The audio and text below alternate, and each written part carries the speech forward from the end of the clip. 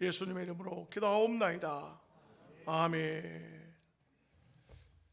자기를 낮추는 자, 오늘 이런 제목으로 말씀을 드리겠습니다. 존 찰스 라일이라는 신학자는 이런 말을 했습니다. 진정으로 회심한 성도는 겸손하지 아니할 수 없다. 은혜를 받고 신앙생활을 하게 되면 가장 먼저 깨닫는 것이 내가 죄인이라는 사실을 알게 되는 것입니다. 여러분, 죄인은 교만할 건덕지가 아무것도 없습니다. 다 내가 부족한 하나님 앞에 멸망받아야 할 죄인인데 나라는 존재가 뭐 대단한 존재인가, 이런 생각을 합니다. 사람과 사람이 살아가면서는 누가 높으냐, 누가 더 크냐, 이런 마음의 그 문제들이 다 있습니다. 누가 더 많이 가졌냐, 누가 더 많이 높으냐, 누가 더 크냐, 이것은 인류가 생긴 이래에 계속되고 있습니다. 그러나 어떤 인생도 하나님 앞에서는 자기의 자랑을 할 수가 없습니다. 땅이 큽니까? 벼슬이 높습니까? 하나님 앞에서는 아무것도 아닙니다. 하나님 앞에서 어떤 교만도 통하지 않습니다. 어떤 인생이 하나님과 견줄 수 있겠습니까? 그것은 다 참 별 볼 일 없는 그런 모습인 것입니다. 아주 웃기는 얘기가 있어요. 닭장에 닭들이 있는데 그 중에서 한 마리가 갑자기 큰 소리로 울었습니다. 아이하고 아빠하고 닭장을 보다가 아빠, 저 닭이 왜 저래? 그러니까 아빠가 말하기를 저 닭은 닭들의 왕이란다. 저 머리에 벼슬 좀 봐라. 그러니까 아들이 하는 말이 아빠, 왕인데 왜 닭장 속에 있어? 별것 아닌 것 같지만 땅 위에서 인생이 내가 잘났다고, 내가 대단하다고, 내가 벼슬이 있다고, 내가 높다고 하나님 앞에서는 아무것도 아닌 존재인 것입니다.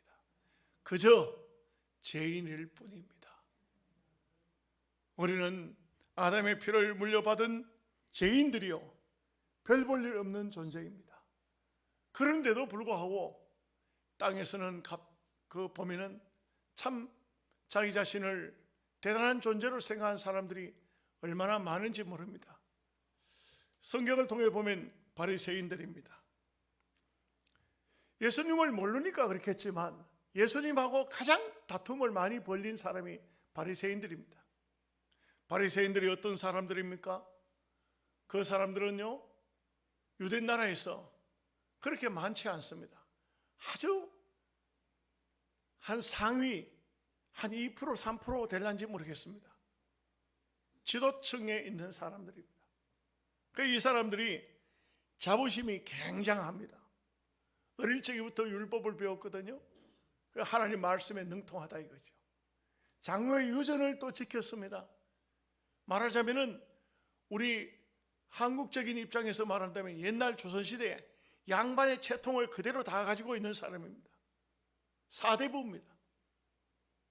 그러면 이 사대부가 되고 거기다가 또 배설을 하고 이렇게 하면은 백성들의 모습을 그저 천민들, 저 인간도 안 되는 개돼지들, 이렇게 생각하는 존재들입니다. 바리새인들이 그러한 사람이었습니다. 이러기 때문에 이 바리새인들은 언제나 백성들 속에 상당한 우월감을 가지고 있었습니다. 그들은 가난하고 무식한 사람들의 가부의 재산을 삼키는 사람이라고 예수님은 말씀했습니다. 그러면서도 하루살이를 걸러낸다 하듯이 그야말로 사람들 앞에는 굉장히 의로운데 대단한 존재인데 상당한 존재인데 그러면서도 속으로는 온갖 악한 행동들을 많이 한 사람들인 것입니다. 이 바리새인들이 자기들을 자랑할 때에 언제든지 보면 큰 거리에서 기도했습니다. 실제 성지순례를 가보면 지금도 길거리에 기도하는 사람을 볼 수가 있고, 통곡의 벽이라 해서 옛날 유대인들이 쌓았던 성벽이 그게 무너졌습니다. 주 70년에 완전히 무너졌죠. 그런데 일부분이 지금은 성전이 무너지고 회교 전당이 들어섰는데 그 옆에 유대인들이 통곡의 벽이라 해서 그 벽이 있습니다. 거기 가면 성지순례의 코스로 딱 들립니다. 가보면 수많은 유대인들이 그 통곡의 벽을 붙들고 지금도 울고 있습니다. 그리고 그들이요, 율법을 얼마나 많이 암기를 했든지 그 율법을 우리는 성경 한 구절 외우기만 해도 어려운데 그들은 거기 서가지고 온종일도록 서가지고 막 율법을 외우는 겁니다. 율법을 왜 외울까요? 사람들에게 보이기 위해서입니다. 이 바리새인들, 이런 사람들, 한마디로 그 사회 속에서 굉장히 스스로 존귀한 자들입니다. 오늘도 보면 오늘 본문에 나오듯이 일주일에 이틀 정도는 금식한다 이거죠. 11조는 철저하게 드린다 이거죠. 자기들은 온전히 하나님 보실 때 그냥 겉과 속이 영적 육적으로 깨끗한 존재라 이거죠. 그러니 얼마나 대단합니까? 물론 우리가 신앙생활 하면서 이런 마음도 좀 있어야 돼요. 남들보다 난 더 잘한다, 남들보다 난 더 열심히 산다, 더 정결하게 깨끗하게 산다, 이런 우월감 의식은 있어야 되고 그렇게 살아야 되는 것은 마땅합니다. 그러나 하나님 앞에 왔을 때는 그것이 통하지 않습니다. 하나님 앞에 왔을 때는 하나님, 죄인이 왔습니다. 무익한 종입니다. 나는 머리부터 발끝까지, 아니 내 속사람은 전부가 죄로 물든 아담의 피를 받은 형편없는 존재입니다. 나에게도 긍휼을 베풀어 주소서. 이것이 마땅한 자세일 것입니다. 그런데 이 바리새인은 유대인들이 기도하는 방법이 그렇습니다. 유대인들은 기도할 때 두 손을 높이 들고 하늘을 바라보고 그렇게 기도합니다. 오늘 우리의 기도의 방법하고는 많이 다르죠. 우리는 어떻습니까? 실제적으로는 지금 의자가 나아져서 그렇지만 무릎을 꿇고 머리를 숙이고 눈을 감고 두 손을 가지런히 모으고 기도하는 것이 개신교의 기도의 방법 아니겠습니까? 어떤 차이점이 있을까요? 이 유대인들의 마음 자세와 오늘 우리 그리스도인들의 마음 자세가 복음의 진리를 깨닫고 보면 우리는 어떤 인생이든지 하나님 앞에 죄 지은 인간이 무릎을 꿇고 손을 모으고 그 고개를 숙이고 눈을 감고, 하나님, 죄인이 왔습니다. 나의 모든 죄를 용서해 주세요. 죄인의 자세입니다. 우리는 죄인입니다. 절대 의인이 아닙니다. 우리에게는 우리의 생각 자체가 하나님 앞에 죽을 수밖에 없는 죄인들입니다. 살아온 행동들이 다 죄였습니다. 어쩌면 거룩하게 산다고 해도, 경건되게 산다 해도 우리는 죄를 물먹듯이 먹은 존재들입니다. 어쩌면 이 땅 위에 발붙이고 사는 동안 죄 없이 살 수 없는 존재인지도 모르겠습니다. 이 죄 때문에 수많은 사람들이 고민도 하고, 이 죄 때문에 수많은 사람들이 하나님 앞에 통해 잡아가고도 부족함을 어찌할 수 없는 존재가 바로 우리 자신들입니다. 깨닫게 되면, 알게 되면, 하나님을 가까이 하게 되면 점점 느끼는 것은 나는 죄인입니다. 이 고백밖에는 안 나옵니다. 여러분, 우리의 삶이 진정으로 깨끗합니까? 우리의 생각이 정말 깨끗합니까? 우리의 영혼이 한 점 부끄러움이 없습니까? 하나님 앞에 서보면 그렇지를 않아요. 제가 여러분 병원에 입원하고 또 수술 날 받고 집에서 수술 시간을 기다리면서 매일 저녁 기도한 것은 기도하려고 머리를 숙이면 회개 기도밖에 없어요. 다른 기도가 없어요. 하나님, 너무나도 부족한 종입니다. 죄인입니다. 이 죄인 용서하여 주옵소서. 주마등처럼 지나간 모든 죄들이 떠오르기 시작합니다. 하나님, 죄인입니다. 만약에 오늘 밤에 생명이 끝이 나서 주 앞에 가더라도 이 죄인을 받아주시겠습니까? 주의 보혈로 정결하게 씻으사 주님 앞에 가서 서는데 부족함 없도록 해주세요. 날마다 그 기도를 했습니다. 임종기도입니다. 주님 앞에 갈 걸 생각하면서 한 기도인 것입니다. 어떤 인생도 어떤 사람도 하나님 앞에 당당히 하나님 내가 누군지 아십니까? 이렇게 할 사람은 아무도 없습니다. 아무도 없습니다.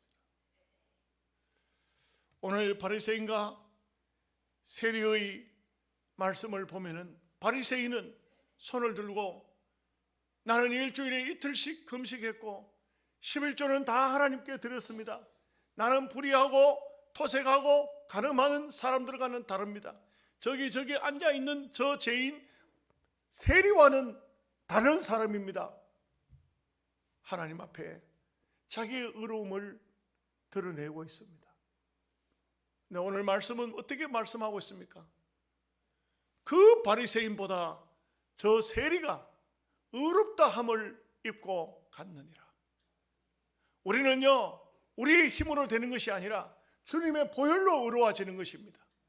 주님을 의지해야 됩니다. 주님께 회개해야 됩니다.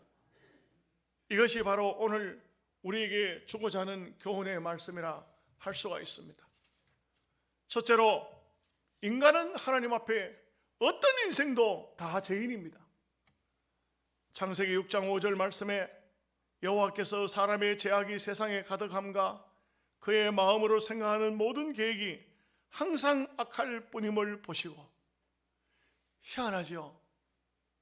어떻게 사람이 생각하는 것이 항상 악할까요? 시대가 악해지면요, 사람들은 선한 마음이 없어요. 오늘 우리가 사는 이 시대도 사람들이 막 생활이 어려워지고 또 코로나 때문에 직장도 떨어지고 물질적으로 힘들고 하니까 그런지 모르지만 사람들이 굉장히 악해져 있어요. 자칫 잘못하면요, 큰 곤란을 겪을 때가 많아요. 그래서 우리가 어디 가든 간에 사람들 대할 때 조심해야 돼요. 그러니까요, 별것도 아닌 거 가지고 사람을 죽이더라고. 어떻게 사람을 죽일 수가 있어요? 짐승도 아니고. 짐승을 죽였다 해도 그런데 사람을 죽이더라고. 또 보면은 너무 기가 막히게 생활이 어렵다고 자기 자식들을 다 죽여버리고 자기 부인도 죽여버리고 자기도 자살을 해버리고 이런 일들이 막 나와요. 뉴스에 나와요. 얼마나 사람들이 지금 시대적으로 힘들어지면 마음이 악할 수 있는가? 여러분, 이 세상에 가장 무서운 게 뭔지 아세요? 사람의 마음이에요. 사람이 타락된 마음을 가지면요, 얼마든지 엄청난 일들을 저지를 수가 있어요. 미국에서는요, 남자가 새로 결혼했어요. 그 앞에 있던 여자하고 이혼을 했는지 죽었는지 잘 모르겠어요. 자식이 하나 있어요. 그리고 새로운 여자하고 결혼해가지고 낳은 자식이 7명이에요. 그런데 그 전처에서 난 자식을 후처가 거두어 주지를 않아요. 먹을 것도 주지 않았어요. 애가 빼싹 말랐어요. 아버지는 자기 자식인데도 불구하고 그 후처가 그 아이를 돌봐주지 않는데도 불구하고 간섭도 안 했어요. 나중에 애가 죽었어요. 굶어서 죽었어요.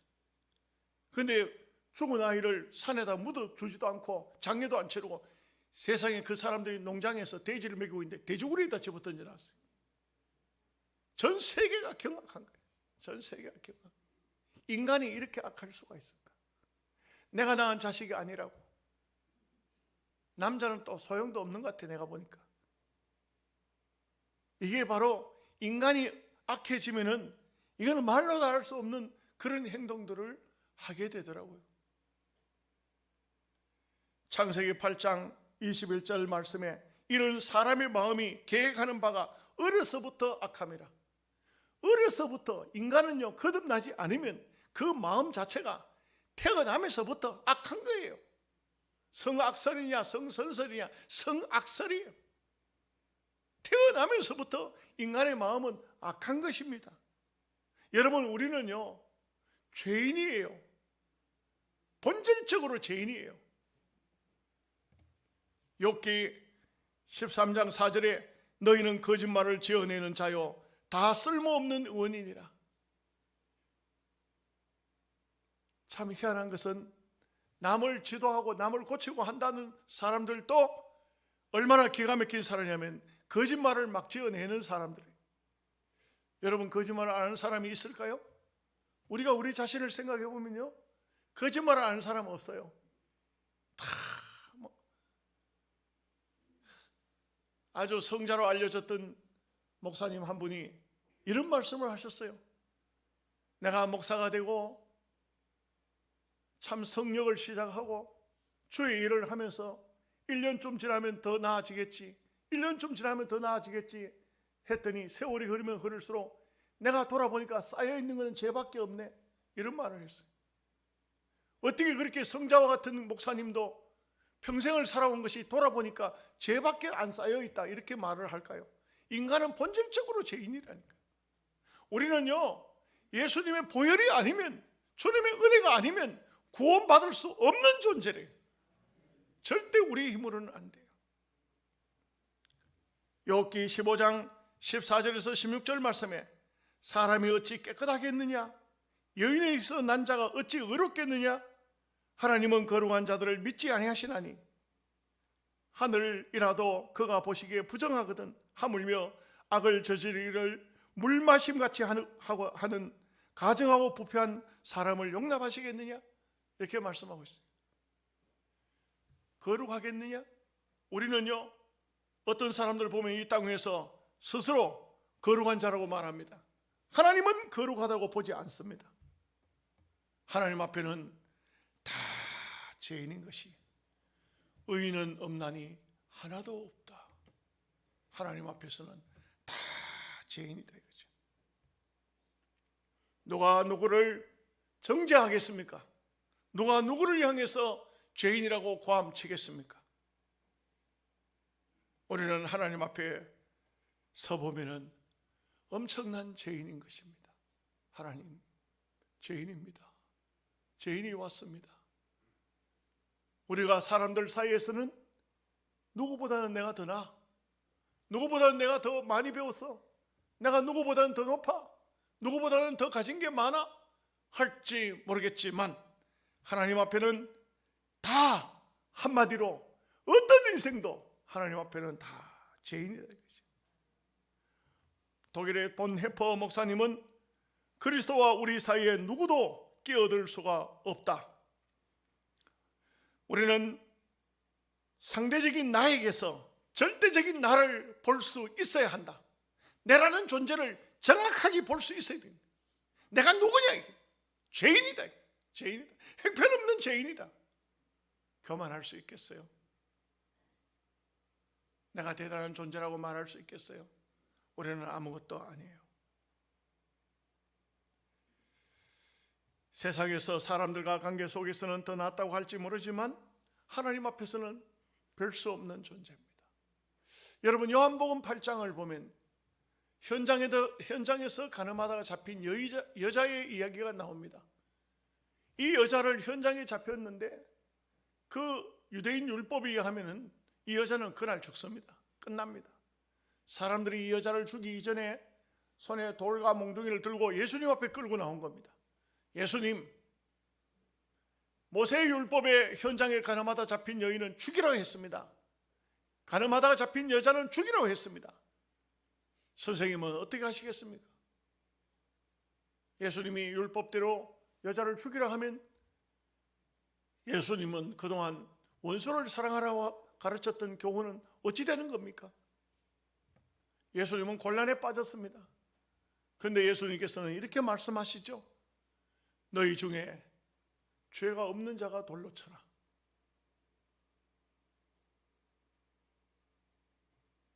아무도 이 땅 위에는 죄 없는 인생은 없습니다. 아무도 없습니다. 서울에서는 어떤 목사님이 죄 없는 사람이 있으십니까? 하니까 한 사람이 아멘. 아니 어떻게 당신은 죄가 없습니까? 하여튼 아이고 목사님 죄송합니다. 졸다가 그만 아멘 했습니다. 죄 없는 사람은 없어요. 이 세상에 그 어떤 인생도 죄 없이 태어난 사람도 없고 죄 없이 살고 있는 사람은 없습니다. 두 번째, 우리가 하나님의 은혜를 받아야 됩니다. 이 죄인은 다 누구든지 은혜를 받지 않고는 안 되는 것입니다. 은혜 없이는 살 수 없는 존재입니다. 출애굽기 33장 19절 말씀에 은혜를 줄 자에게는 은혜를 주시고 긍휼을 베풀 자에게는 긍휼을 베푸시는 여호와시니라. 하나님은 은혜 베풀 자에게 은혜를 주신다. 긍휼을 베풀 자에게 긍휼을 주신다. 오늘 우리가 은혜를 받았기 때문에 여기에 있는 것입니다.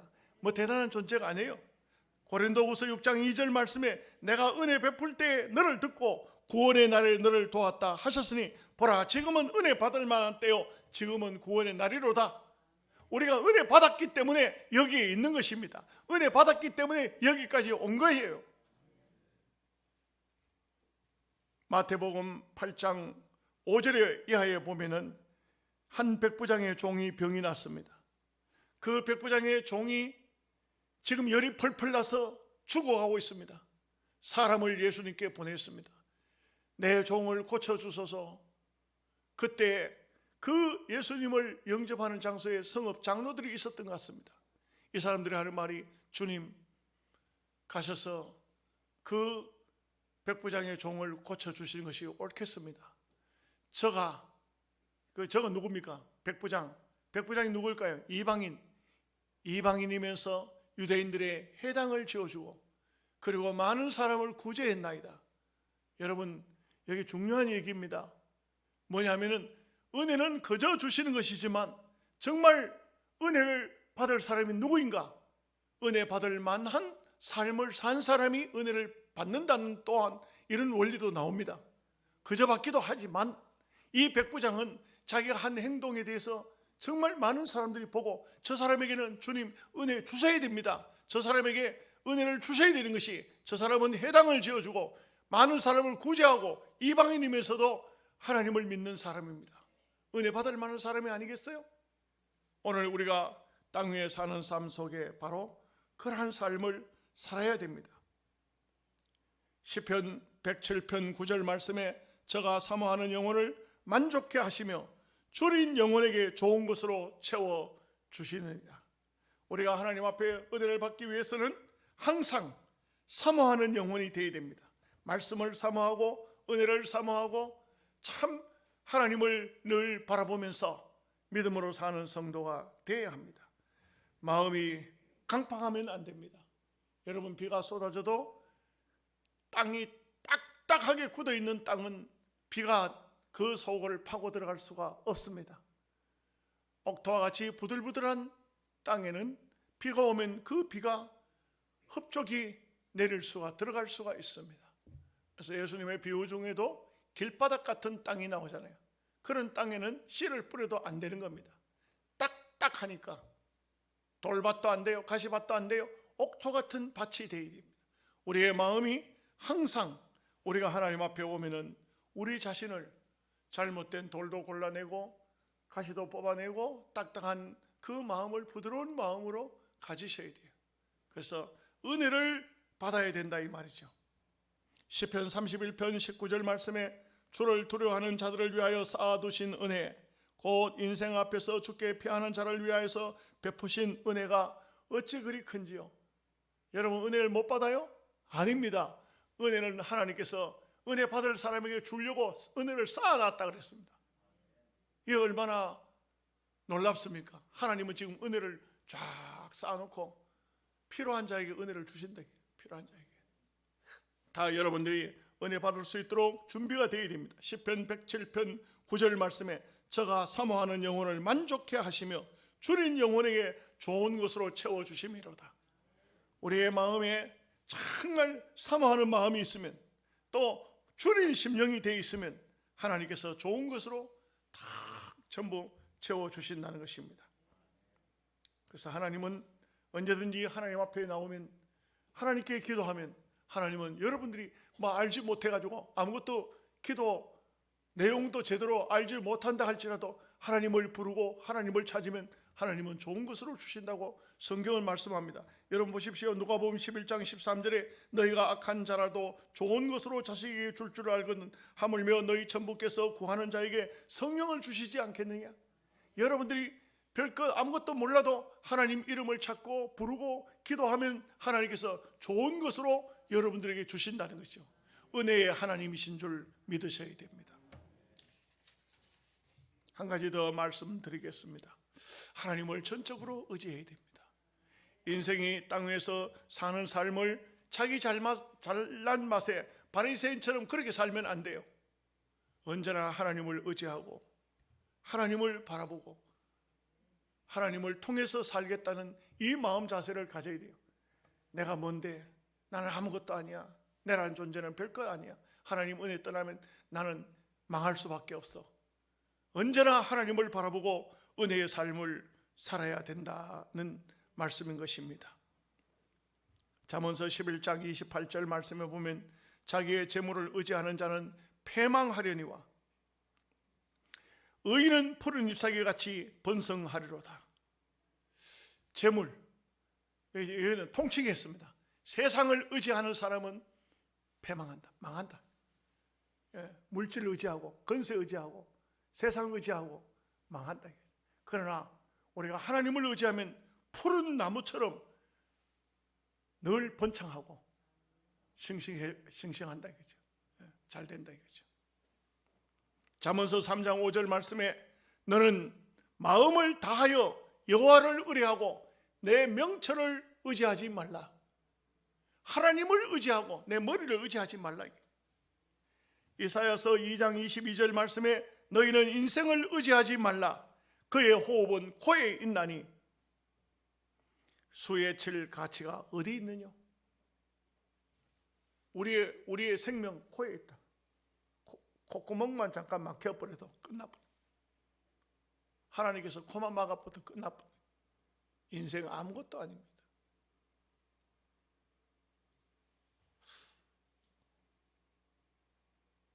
잠언서 25장 19절 말씀에 한란 날에 진실치 못한 자를 의뢰하는 의뢰는 부러진 이와 위골된 발과 같으니라.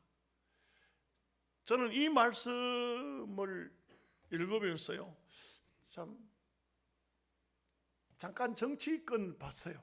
정치 하도 뉴스에 나오다 보니까 이 머릿속에 세뇌가 된 것 같아요. 어떤 사람을 따라가지 않습니까?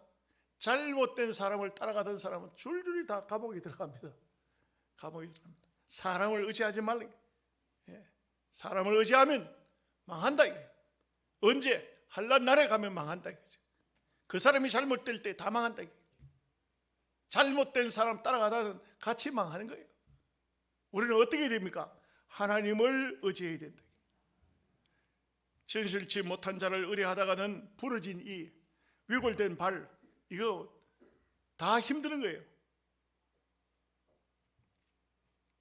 예레미야서 17장 7절 말씀에 그러나 무릇 여호와를 의지하며 여호와를 의뢰하는 그 사람은 복을 받을 것이라. 같은 경우라도 하나님을 의지하면 복을 받는다. 시편 13편 5절 말씀에 나는 오직 주의 인자심을 의뢰하여 싸우니 내 마음은 주의 구원을 기뻐하리이다. 이게 얼마나 다릅니까? 사람을 의지하면 다 망하는데 위골된 발과 부러진 이처럼 그냥 기가 막히는데, 그런데 하나님을 의지했더니 어떻게 됩니까? 구원을 기뻐하리로다. 주의 구원이 기쁨으로 다가온다는 것이죠.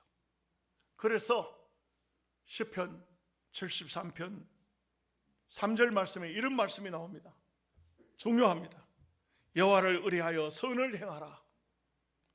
땅에 거하여 그의 성실로 식물을 삼을지어다. 참 하나님을 의지하고 선을 행하라. 하나님을 의지해서 좋은 일을 하라.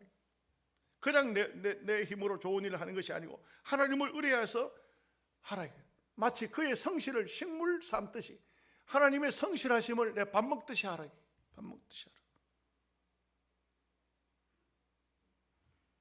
시편 22편 4절 말씀에 우리 열조가 주께 의뢰하였고 의뢰하였으므로 저희를 건지셨나이다. 하나님을 의지할 때 어떤 상황이 와도 어떤 어려움이 와도 하나님을 의지할 때 하나님이 건져주시더라.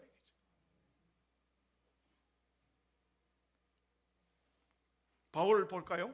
고린도후서 12장 10절 말씀에 그러므로 내가 그리스도를 위하여 약한 것들과 능력과 궁핍과 박해와 공고를 기뻐하느니 이는 내가 약할 그때에 강함이라. 이 말씀이 무슨 말이죠? 바울이 자기를 전혀 의지하지 않았어요. 자기를 바라보지 않았어요. 자기는 오히려 약할 그때가 되니까 하나님을 더욱 의지하더라. 여러분 한번 보십시오. 어린애가 몸이 아프면 점점 더 엄마 품을 파고들어요. 바울에게 하나님께서 막 힘들게 했어요. 바울을 힘들게 했어요. 바울에게 막 몸도 안 좋은 데다가 핍박이 계속 일어났어요. 그러니까 바울이 전적으로 하나님을 의지할 수밖에 없도록 하나님께서 만드시더라고요. 여러분들 중에도 잘되고 건강하고 기도할 필요도 없고 그런 삶이 축복의 삶이 아니에요. 때로 힘들게 하고 때로 문제가 생기고 또 자꾸 자식들 문제가 생기고 가정에 문제가 생기고 무슨 직장에 문제가 생기고 이거 왜 이러지? 나 예수 믿는데 왜 축복이 안 오고 왜 이렇게 자꾸 어려움이 올까? 그 어려움이 오는 것은 하나님을 의지하라고 하는 것이에요. 하나님을 더욱 의지하면 하나님께서 다 해결해 주시고 그것은 여러분들이 어려움 속에서 지냈던 것은 간증거리로 남아서 세월이 흐르면서 야 그때도 하나님 나를 건져주셨는데 앞으로도 이런 어려운 문제 이거 걱정 없어. 하나님을 의지하면 하나님이 다 해주시는 거야. 이렇게 되는 겁니다. 결론의 말씀입니다. 인간적으로 보았을 때 바리새인이 대단한 존재였죠. 바리새인요 무조건 욕하면 안 돼요. 잘하는 것도 있어요. 많습니다. 훌륭한 것도 많아요. 외식이 많지만 잘하는 게 참 많습니다. 그러나 하나님 앞에서는 자랑할 것이 없어요. 여러분 잘 사십시오. 훌륭하게 사셔야 됩니다. 그게 참 좋은 거예요. 그러나 하나님 앞에서는 자랑하지 마십시오. 하나님 앞에서는 겸손하셔야 됩니다. 온전히 하나님 앞에서는 나는 죄인일 뿐입니다. 그렇게 겸손하면 하나님께서 여러분에게 자자손손 대대로 겸손한 자에게 복을 주실 줄로 믿습니다. 아멘. 기도하겠습니다.